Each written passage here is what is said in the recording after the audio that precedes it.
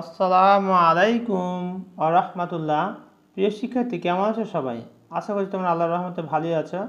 আজকে আমি তোমাদের রাইট ফ্রম ভার্বসের বেশ কিছু রুলসের কথা বলবো, যে রুলসগুলো অ্যাপ্লাই করে তোমরা আজকে বরিশাল বোর্ডের রাইট ফ্রম ভার্বস খুব সহজেই করতে পারবে বলে আমার দৃঢ় আত্মবিশ্বাস। চলো তাহলে শুরু করি। Complete the following text with the right forms of the verbs given in the box.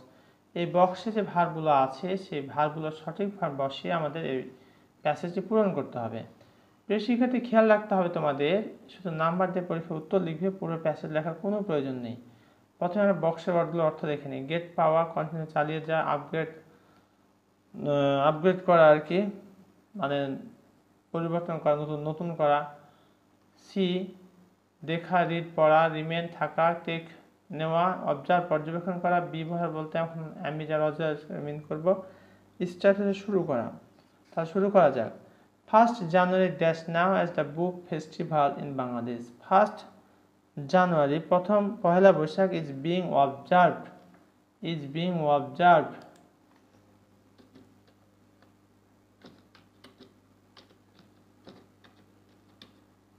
is being observed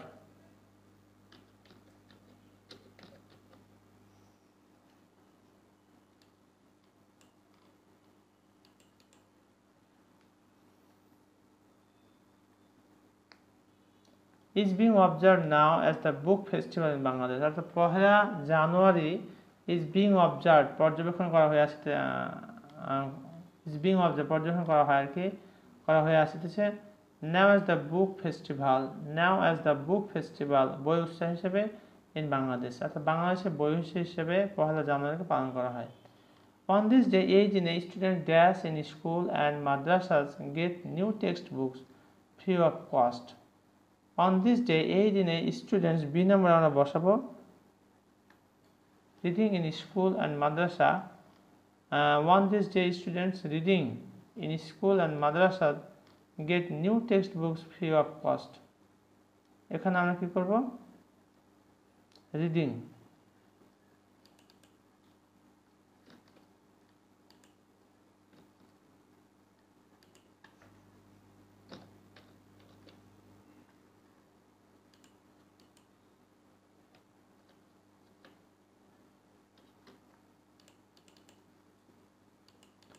reading in school and madrasa get new text books free of cost, অর্থাৎ কোনো টাকা পয়সা ছাড়াই কিন্তু এই দিনে কী পায়, বই পায় আর কি ছেলেমেয়েরা স্কুল এবং মাদ্রাসাতে। বলছে ওয়ান দিস ডে এই দিনে students reading in school and madrasa get new text books free of cost. Books that's the most important teaching aids for the students.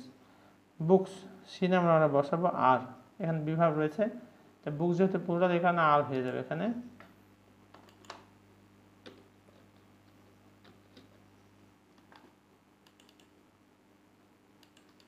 Books are the most important teaching aids for the students, অর্থাৎ শিক্ষার্থীদের শেখানোর জন্য বই হচ্ছে সবচেয়ে ভালো উপকরণ।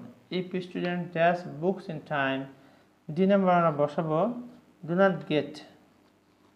If students do not gate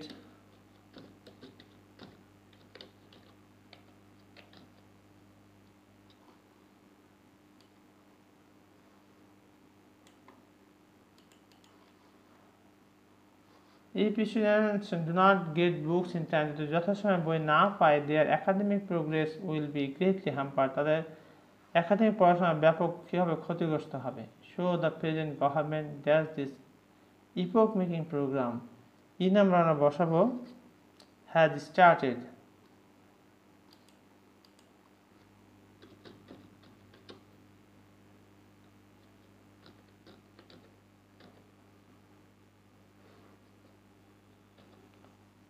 has started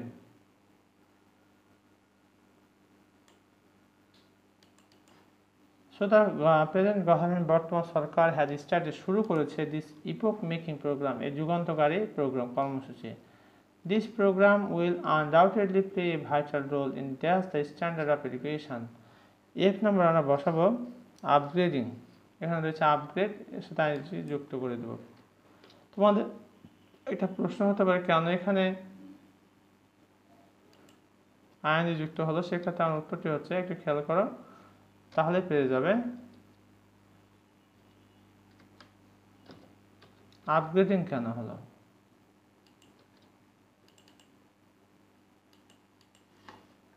একটু খেয়াল করার প্রিয় শিক্ষার্থী, ইন একটা প্রিপোজিশন এরপরে যে ভার্ব আসবে অবশ্যই সেই ভার্বের সাথে আইএনজি যুক্ত করতে হবে।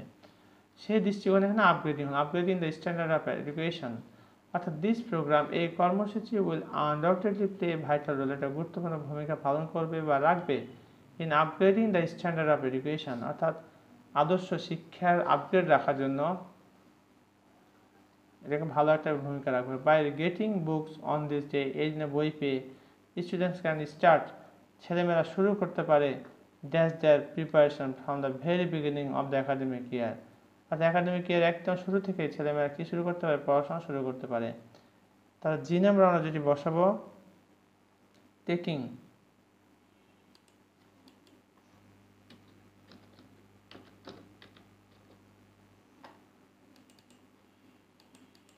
taking the preparation from the very beginning of the academic year, guardians of the student, শিক্ষার্থীদের অভিভাবকগণ অলসো বিকাম হ্যাপি, তারাও খুশি হয় to dash new books, to এখানে আমরা বসাবো গেট, টু হচ্ছে প্রিপারেশন, এরপরে ভার্বের বেস ফর্ম হয়, সেই দৃষ্টিকোণে এখানে গেট হলো, গেট মানে পাওয়া, টু গেট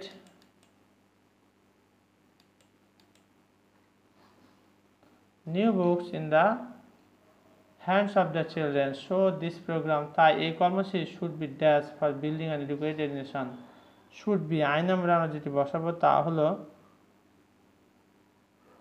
কন্টিনিউড, এখানে কি রয়েছে কন্টিনিউ আছে, এটা পাস্ট ফর্ম করে দিতে হবে, ভিতরে করতে হবে আর কি।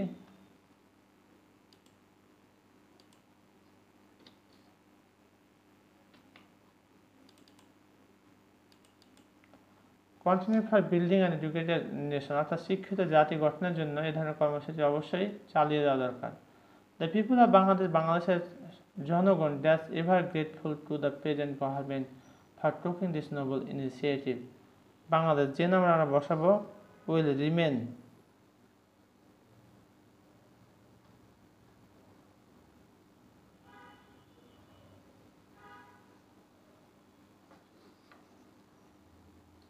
আমাদের এখানে একটু মিসিং হয়েছে, একটু খেয়াল করে আমরা, E number has started, F number upgrading no problem, G number taking okay, H number হবে সি,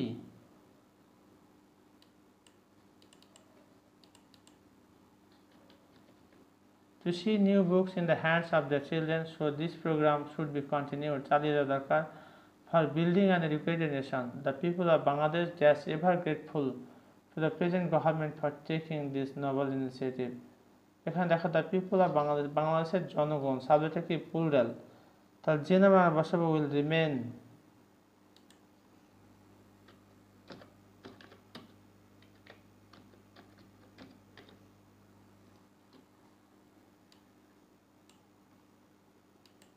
প্রিয় শিক্ষার্থী, এতক্ষণ পর্যন্ত আমরা যে কাজটি করেছি তা হলো বরিশাল বোর্ড 2022 সালে রাইট ফর্ম অফ ভার্বস নিয়ে কথা বলেছি। আশা করছি তোমরা ইতিমধ্যে এই বিষয়টি সম্পর্কে ধারণা পেয়েছো। এরপর যদি কোথাও কোনো সমস্যা থেকে থাকে তাহলে কমেন্ট করে কমেন্ট সেকশন জানিয়ে দাও, ইনশাআল্লাহ I will try my best to give your comment reply.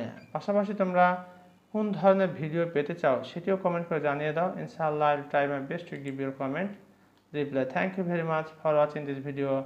আজকে আমাদের এখানে শেষ করছি। আসসালামু আলাইকুম ওয়া রাহমাতুল্লাহ।